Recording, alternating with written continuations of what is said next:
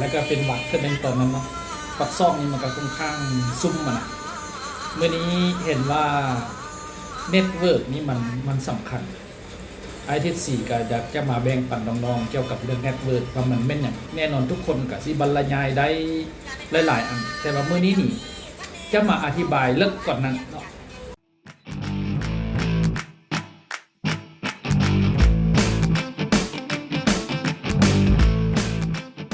เน็ตเวิร์กมันก็คือสายพัวพันนั่นเลยนะพัวพันอย่างเด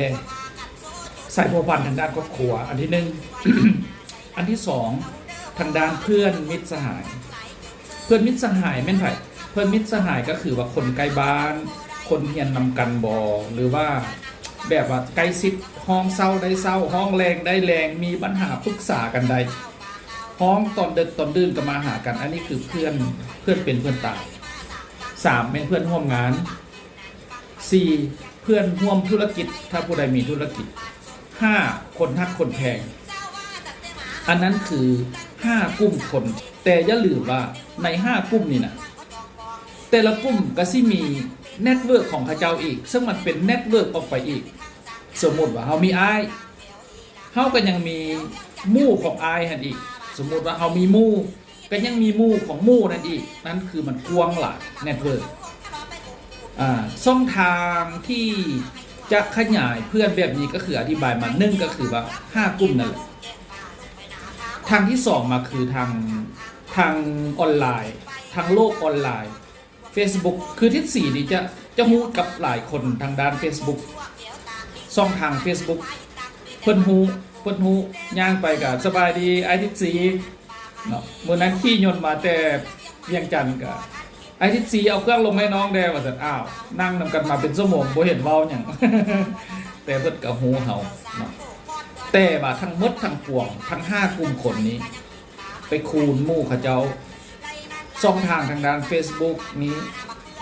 แต่ว่ามันสิมีความหมายใดนี่ก็ต่อเมื่อใดมันจะมีความหมายใดบัดนี้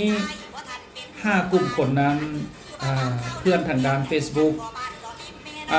เพื่อนทางด้าน Facebook นี่เนาะอธิบายเพิ่มเติมว่าเป็นหยังเพิ่นจริง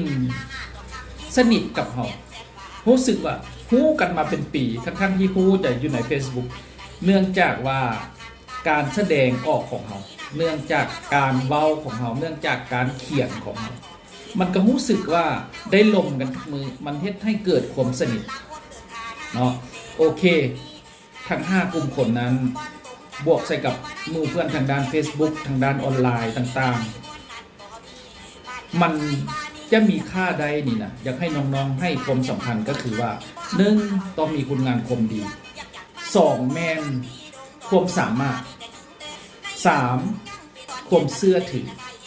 และ4ความนับถือหมายความว่า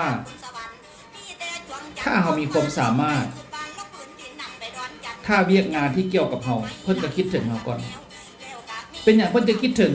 เพราะว่าเพิ่นเชื่อถือเพิ่นเชื่อมั่นว่าการมอบนี้ให้เราแล้วโอเคมอบเงินให้เราแล้วโอเคเราบ่โลเลเราเพิ่นเชื่อถือเวลาเฮาเฮ็ดเวียกหรือว่าเวลาเฮาเฮียนอย่าลืมว่า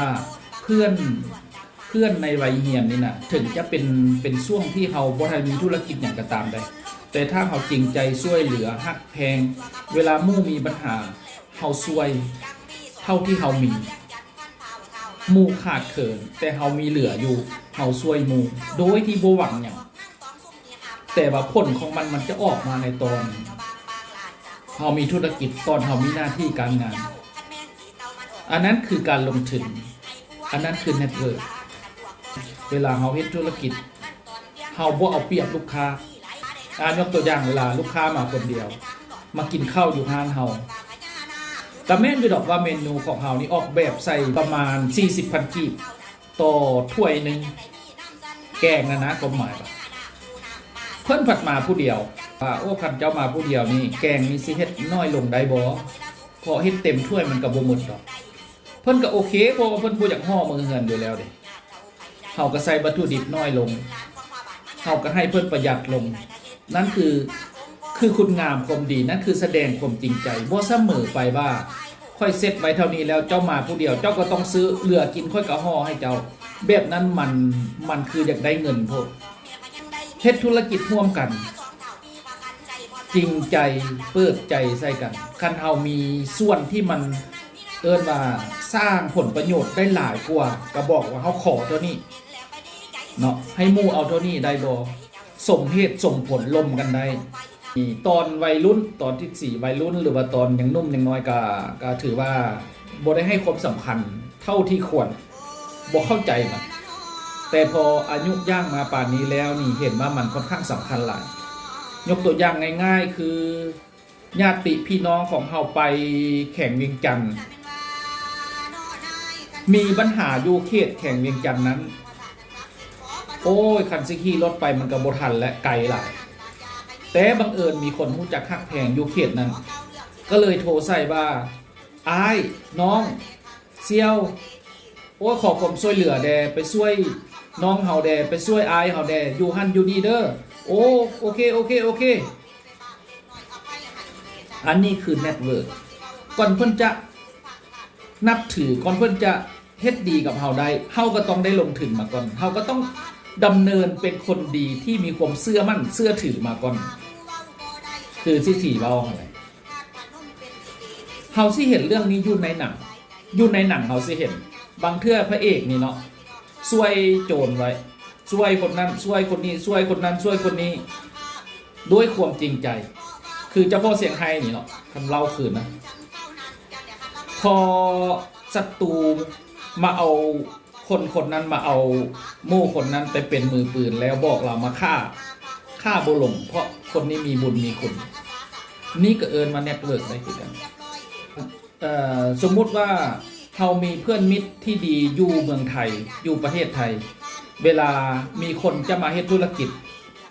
เขาก็สิถามกันโอ้ค่อยอยากไปเลี้ยงงัวโอ้ค่อยอยากไปอันนี้เจ้าฮู้ไผอยู่ลาวบ่โอ้ฮู้จักคนผู้นั้นเด้อเรามีความรู้นั่นมาแล้วเนาะความรู้ความสามารถเนาะหลังจากนั้นเรามีเน็ตเวิร์กกวงได้เราฮู้จักคนหลายได้เรามีหมู่มีกองหลายได้อันนั้นคือเน็ตเวิร์กของเราได้ไซส์แล้ว3มาคือเราเป็นคนดีเชื่อถือได้อยากแบ่งปันกับน้องๆว่าจงให้ความสำคัญกับเน็ตเวิร์กเฮาสิเฮ็ดหยังก็อย่าต้องได้ใช้เน็ตเวิร์ก